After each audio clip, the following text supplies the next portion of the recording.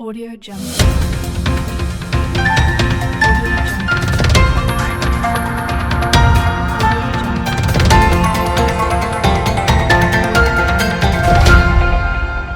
Audio Jungle. નમસ્કાર, Saurashtra vision ન્યૂઝમાં હું એન્કર દેવ્યાની આપનું સ્વાગત કરું છું. ચાલો જોઈએ આજના સમાચાર. જૂનાગઢ લોકસભા બેઠક પર કોંગ્રેસે સ્વભાવે સરળ અને પીઢ નેતાને ટિકિટ આપતા ભાજપની મુશ્કેલી વધી છે.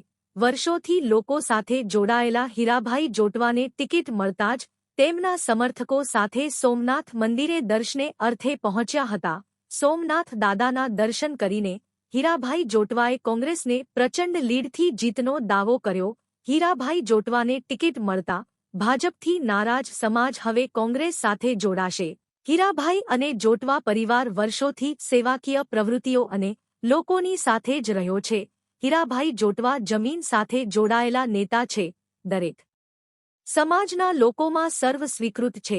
બીજી તરફ ગીર સોમનાથ જિલ્લામાં ટિકિટ મળતા લોકોએ પણ રાહતનો શ્વાસ લીધો છે. હીરાભાઈ જોટવાએ 2024 લોકસભા ચૂંટણીમાં કોંગ્રેસ પક્ષની જીતનો વિશ્વાસ વ્યક્ત કર્યો હતો. હીરાભાઈ જોટવાએ ભાજપના ઉમેદવાર રાજેશ ચુડાસમા પર પ્રહાર કરતા જણાવ્યું હતું કે છેલ્લા 10 વર્ષથી ભાજપના સાંસદ ચૂંટાતા હોવા છતાં જૂનાગઢ અને ગીર સોમનાથ જિલ્લામાં કોઈ વિકાસના કાર્યો થયા નથી. જનતા સાંસદને મળવા જતી તો રાજેશ ચુડાસમા તેમને મળતા પણ ન હતા. અનેક સમાજના લોકો રાજેશ ચુડાસમાથી નારાજ ચાલી રહ્યા છે. જૂનાગઢ અને ગીર સોમનાથના ભાજપના કાર્યકર્તાઓ પણ ઇચ્છતા હતા કે રાજેશ ચુડાસમાની જગ્યાએ બીજા કોઈને તક આપવામાં આવે, પણ પક્ષે તેમની રજૂઆતને સાંભળી ન હતી. રાજેશ ચુડાસમાને ટિકિટ મળતા સ્થાનિક ભાજપના આગેવાનો અને કાર્યકર્તાઓમાં નારાજગી હોવા મળી રહી હોવાનો દાવો હીરાભાઈ જોટવાએ કર્યો છે. આ વખતે જૂનાગઢ લોકસભા બેઠકની જનતા કોંગ્રેસના પંજાની સાથે રહેશે.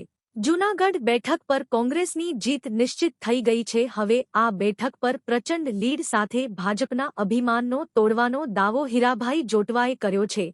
Report Devabhai Rathod, reporter, Gir Somnath. કોંગ્રેસે ફરી એક વખત માનવતાવાદને ટિકિટ આપી છે અને હંમેશને માટે મારી પાર્ટી પણ માનવતાવાદને માને છે.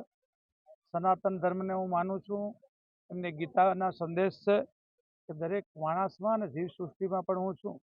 તો એ માનવતાવાદને એક ટિકિટ આપી છે એટલે કોંગ્રેસ પાર્ટીનો અને પ્રજાનો હું આભારી છું અને પ્રજા મને ચોક્કસ આશીર્વાદ આપશે એની મને ખાતરી છે. આ બેઠક ખાસ તો જ્ઞાતિ જાતિના સમીકરણો ઉપર હાલતી હોય છે, ત્યારે આપ કઈ રીતે પ્રચાર નથી કરતા?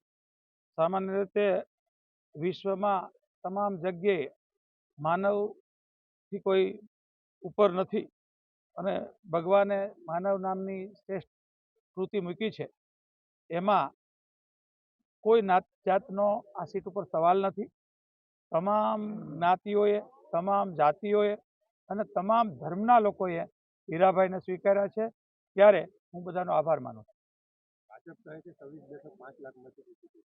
તમે જૂનાગઢમાં કેટલા મતોથી જીતવાની આશા કરી? ભાજપ તો એમ કહેતી હતી કે અમે 15 લાખ રૂપિયા આપશું. ભાજપ એમ કહેતી હતી કે ખેડૂતોને અમે બમણો કરી દેવું, પણ જોઈએ તો અહીંયા 3 સુગર ફેક્ટરી ખેડૂતોની છે બંધ કરી દીધી.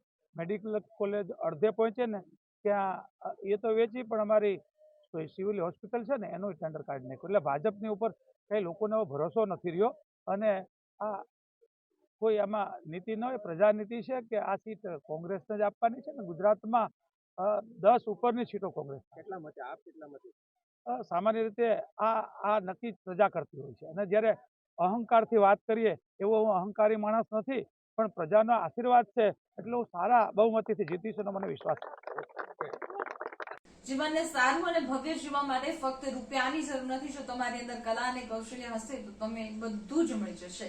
આવા સદવિચાર સાથે બધા સ્વસ્થ રહો, સુરક્ષિત રહો. તેમજ તમારા શહેરના સમાચારો તથા તમારા બિઝનેસની જાહેરાત આ ન્યૂઝ ચેનલ પર મૂકવા માટે સ્ક્રીન પર બધા નંબર પર સંપર્ક કરી શકો છો. તેમજ આ ચેનલને લાઈક કરો, શેર કરો અને સબસ્ક્રાઇબ કરવાનું ભૂલશો નહીં, જેથી નવા સમાચારો તમારા સુધી ઝડપથી પહોંચી શકે.